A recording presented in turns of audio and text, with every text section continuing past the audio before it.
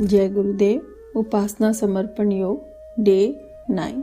जैसा कि हमने अभी तक पढ़ा कि गुरुदेव के किसी के भी जीवन में गुरुदेव के आने से वो साधारण मनुष्य से महामानव बन जाता है। आगे का टॉपिक है समर्थ बनना हो तो समर्थों का आश्रय लें। बेल ऊपर उठने के लिए किसी पेड़ का सहारा लेती है। हमको भी यदि किसी महान मार्गदर्शक का अनुग्रह ना मिला होता तो उस स्थिति में ना पहुंच सके होते जिसमें कि पहुंच सकने में समर्थ हुए। हमने अपने मार्गदर्शक पर समग्र श्रद्धा एकत्रित करके समर्पित की है। फलतः उदार अनुदानों की अमृत वर्षा होने लगी और उसका लाभ आरंभ से लेकर आज तक अनवरत और अविच्छिन्न क्रम से मिलता रहा। यदि इस स्तर पर शिष्य की श्रद्धा समर्पण ना रहा होता तो संभवतः अनेक चित्र पूजकों की तरह हमारे पल्ले भी कुछ ना पड़ा होता। देखो, गुरुदेव ने अपना एग्जाम्पल देकर यहाँ बता रहे हैं और दूसरा एग्जाम्पल दिया कि बेल को अगर ऊपर चढ़ना होता है तो एक किसी वृक्ष की आवश्यकता होती है। अगर वृक्ष नहीं होगा, सदा हुआ पेड़ स्तंभ नहीं होगा तो वो ऊपर नहीं चढ़ सकते। तो गुरुदेव कह रहे हैं कि हमारे जो मार्गदर्शक हमें मिले उन्हीं की कृपा से हम इस स्थिति पे पहुंच चुके हैं जिस स्थिति पर उन्होंने हमें पहुंचाया है। अगर वो ना होते तो फिर क्या होता कि हम भी एक किसी चित्र की पूजा करते रहते और बस उसी में खोए रहते और उसी को सब कुछ समझे रहते और हमारे पल्ले कुछ नहीं होता। लेकिन हमने पूरी श्रद्धा के साथ पूरा समर्पण अपनी श्रद्धा को इकट्ठित करके उन्हें समर्पित किया और उसके बदले में क्या मिला हमें? उनके अनुदानों की अमृत वर्षा होने लगी। अनुदानों की अमृत वर्षा सचमुच ये नहीं है कि बहुत पैसा बरसने लगा, कुछ बरसने लगा। अनुदानों की वर्षा ये होती है कि जो हमने संकल्प किया उसके लिए साधन जुटे और वो संकल्प पूरा हो जाए। जो भी जन कल्याण के लिए संकल्प करें, जो भी अच्छे काम के लिए संकल्प करें, गुरु देखते हैं कि अच्छे काम के संकल्प करे हैं तो वो अपनी तप का अपना जो उनका पुरुषार्थ उन्होंने किया है, जो अपना उनका एनर्जी उन्होंने तप से ली है, वो तप की एनर्जी आपको दे देते हैं। तो उसकी एनर्जी आपको जब मिल जाती है तो आपको बोलना भी आ जाता है, आपको लोगों को समझाना भी आ जाता है, आपको लोगों को राह दिखाना भी आ जाता है। और अगर उनकी शक्ति ना मिले तो हम तो साधारण मनुष्य हैं, जैसे और साधारण मनुष्य बिहेव करते हैं वैसे ही हम भी बिहेव करेंगे, हम उससे आगे नहीं उठ पाएंगे।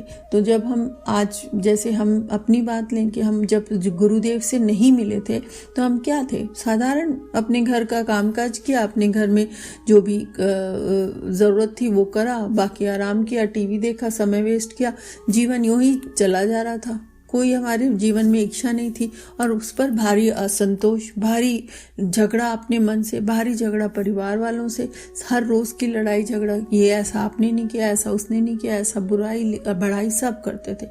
लेकिन जब से गुरुदेव से मिले, उनका आशीर्वाद हुआ, उनके अभी हमारे ऊपर उनके हम तो मानते हैं कि उनके अनुदान और अनुग्रह लगातार बरस रहे हमारे ऊपर, क्योंकि रोज कल हमारा आज हमारे कल से बेहतर होता है, हम हमेशा देखते हैं। और हमारे जीवन से इतने राग द्वेष कलह सब मिट गए और उसके बाद हमारे को मन में ये इच्छा आ गई कि जो ज्ञान हम अर्जन कर रहे हैं वो ज्ञान हम आपस आगे बांटें। उसी के रहते हुए हम ये कर रहे हैं, स्वाध्याय भी कर रहे हैं उपासना समर्पण योग का। तो ये जो इच्छा है उसको करने से हमारे को लगता है कि हम अपने जीवन को सार्थक कर रहे हैं, अपने जीवन का जो उपयोग है वो समय का उपयोग सही कर और उसको सही दिशा में लगा रहे हैं। तो ये जो सेटिस्फेक्शन आ रहा है मन में, मैं नहीं कर रही हूँ, करवा तो सब गुरुदेव ही रहे हैं, वो तो उसी प्रभु की लीला है। उन्होंने ही गुरुदेव को मिलाया, गुरुदेव ने हमें रास्ता दिखाया। हमारा तो सिर्फ इतना ही है कि हमने अपनी श्रद्धा अपने गुरुदेव को समर्पित की।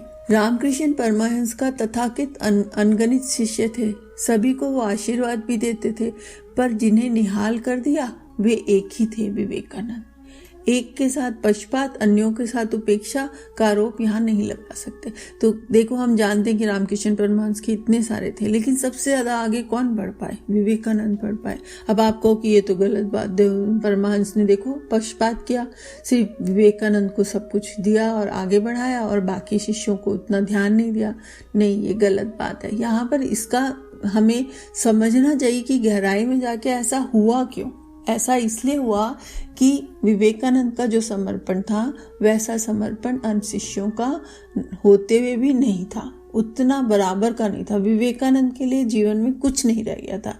अंत समय तक उनको एक ही था कि मैं रामकृष्ण परमहंस ने जो ज्ञान मुझे दिया है वो मैं अधिक से अधिक लोगों तक पहुंचा सकूं।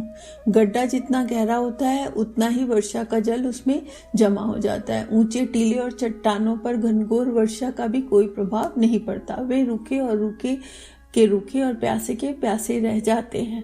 तो देखिए, खड्डा जितना गहरा हो, जितना अधिक समर्पण होगा उतना ही हमें अनुदान और अनुग्रह मिलेगा अपने गुरु से।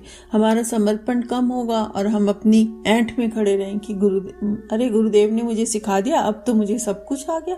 तो उसके बाद हम एक ऊंचे रूखे पहाड़ जैसे बन जाएंगे, जिस पर चाहे कितने भी अनुग्रह अनुदान अपने प्यार में गुरुदेव हमें देते रहे, मगर उसका हम पर कोई असर नहीं पड़ेगा और उसका हमारे जीवन में कोई भी लाभ नहीं होगा। हम कभी भी नर से नारायण नहीं बन पाएंगे। हम सूखे के सूखे ही रह जाएंगे, प्यासे के प्यासे ही रह जाएंगे।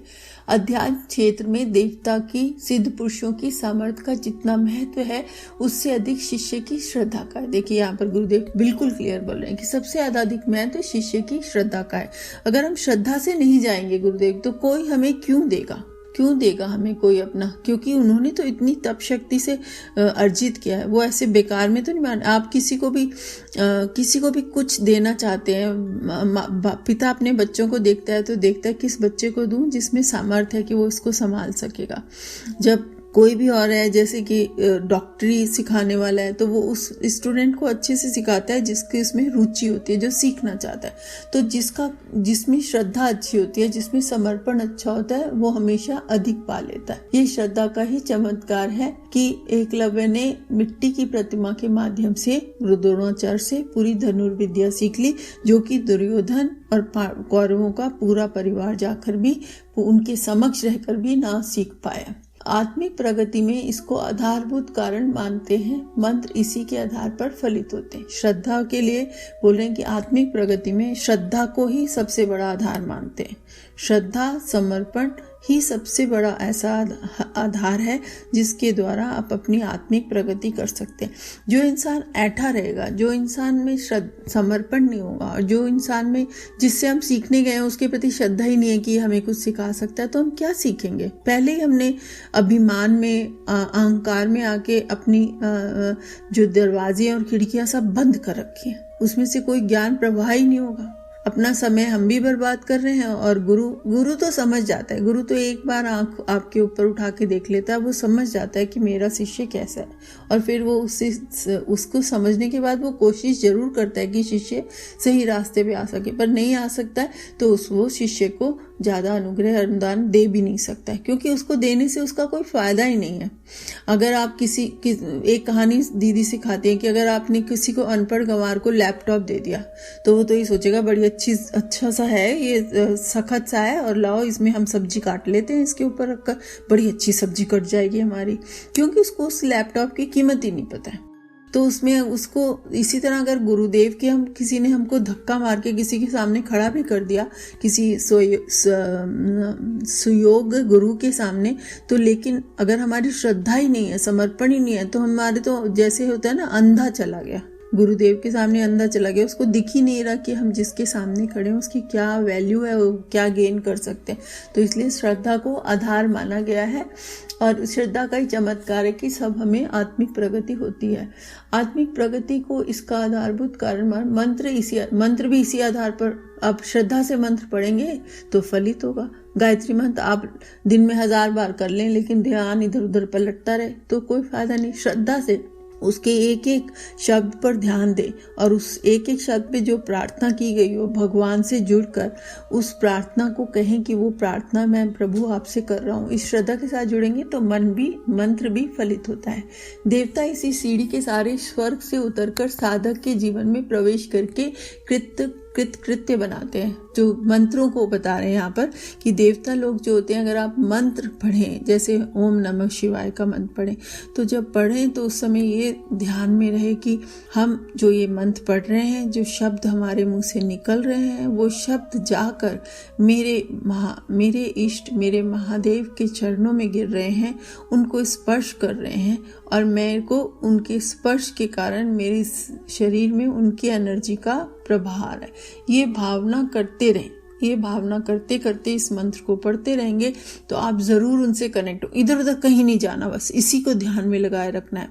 माँ गायत्री का भी मंत्र करना है तो इसी कि मुझे आप पकड़ कर मेरा हाथ मुझे जबरदस्ती सही रास्ते पे ले जाएं, सही दिशा में ले जाएं, यही प्रार्थना है। तो ये करते रहेंगे तो धीरे धीरे हमारे ऊपर उनका असर आता है और हमारा जीवन धन्य हो जाता है। इस श्रद्धा से को जो जिस मात्रा में जमा सका समझना चाहिए। उसके लिए अध्यात्म विभूतियां उपलब्ध कराने का स्वनिर्मित राजमार्ग खुल गया। तो बोले श्रद्धा से आपने अगर इन सबको करा तो जो भी विभूतियां हैं, जो भी अनुदान वरदान है वो आपको मिलेंगे।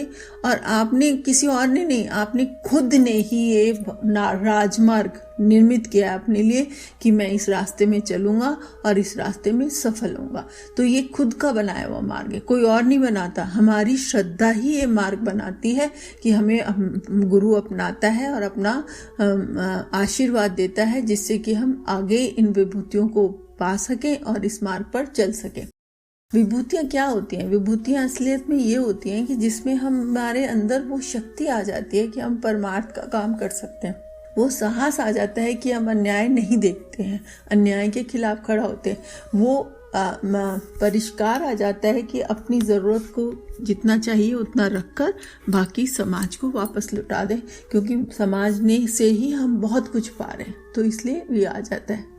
तो यही विभूतियाँ होती हैं। श्रद्धा विहीनों के लिए मंत्र को बकवास और देवता को खिलवाड़ से अधिक कुछ नहीं समझा जाता। इसमें गुरु वरण का श्रद्धा अभ्यास ही प्रथम सोपान है। तो वो बोलते हैं कि अगर जो जिनमें श्रद्धा नहीं होती उनके लिए तो क्या है, भगवान जाएंगे, भगवान हम आपके लिए मिठाई का डब्बा लाए हैं, आप ये ले लो और अगले महीने मेरी नौकरी में प्रमोशन करा दो। सौदेबाजी कर रहे हैं भगवान के साथ वो सौदेबाजी को मानते हैं। वो क्या है, बकवास है। भगवान क्या आपकी छोटी छोटी जरूरतें पूरा करने के लिए बैठा हुआ है? कितनी बेवकूफ़ी भरी बात है कि आप कहाँ क्या कर रहे हो।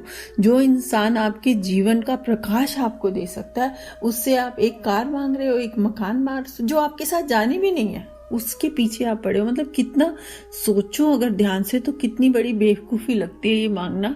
और गुरु का वरण भी इसी श्रद्धा का अभ्यास करने से होता है कि वो आगे बता रहे हैं कि गुरु का अगर वरण करना है तो इसी श्रद्धा और अभ्यास का जरूरत पड़ती है। इस रहस्य को समझने के लिए शास्त्रकारों ने प्रबल प्रयत्न किए हैं।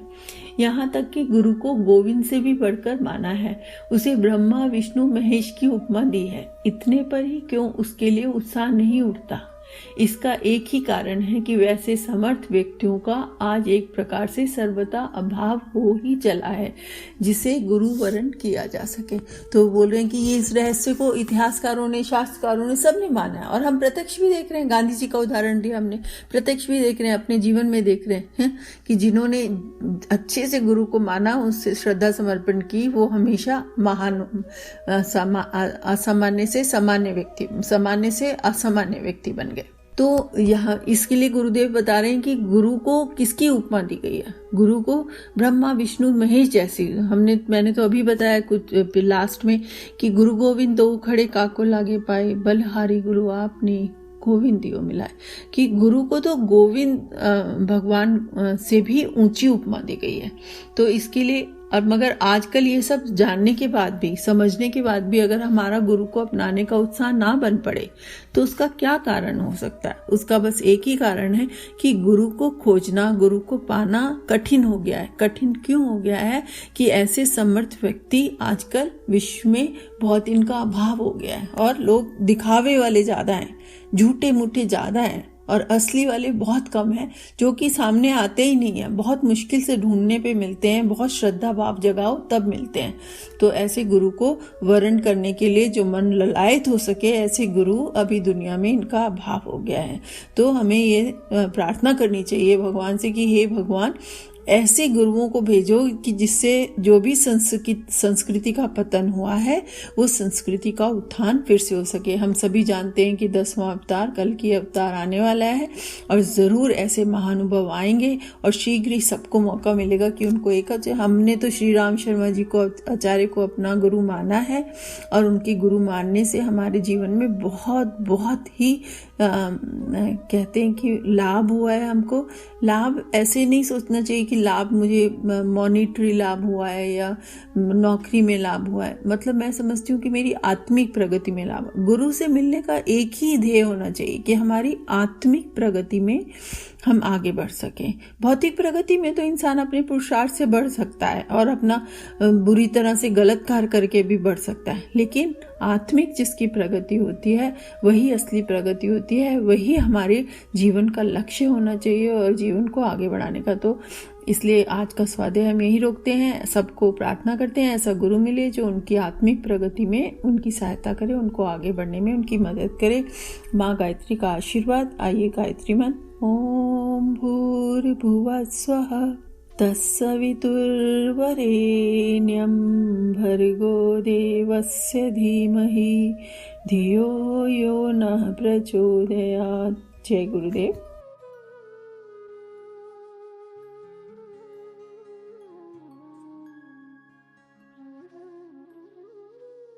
हमारे YouTube चैनल को सब्सक्राइब करें और बेल आइकन को दबाकर ऑल पर क्लिक करें ताकि नोटिफिकेशंस आपको मिलती रहें।